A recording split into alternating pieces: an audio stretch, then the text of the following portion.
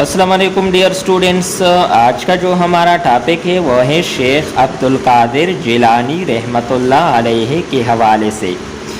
हज़रत अब्दुल कादिर जिलानी रहमतुल्लाह अलैहि का शुमार अज़ीम सोफिया में होता है।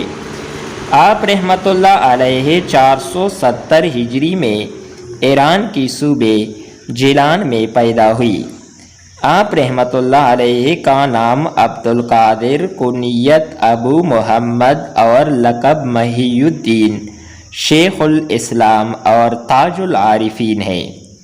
शेख अब्दुल कादिर जिलानी रहमतुल्लाह अलैहि ने कुरान मजीद हिफ़्ज़ किया और फिर दीगर इस्लामी उलूम हासिल किए।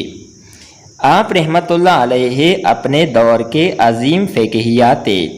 आप रहमतुल्लाह अलैहि की चंद मशहूर तसानीफ़ों मफ़ातिहुल आयब और आनियतुल तालिबीन है। आप रहमतुल्लाह अलैहि ने 40 बरस तक लोगों की इस्लाह का काम सर अंजाम दिया। आप रहमतुल्लाह अलैहि ने लोगों को तालीम दी कि ख़ुद को अपने रब की इताअत से आरास्ता करे। आप रहमतुल्लाह अलैहि ने 561 हिजरी में वफ़ात पाई।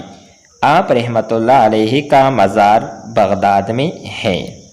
याद रखिए, शेख अब्दुल कादिर जिलानी रहमतुल्लाह अलैहि ने फरमाया, थोड़ी चीज़ों पर खुश रहो और इस पर क़नाअत करो।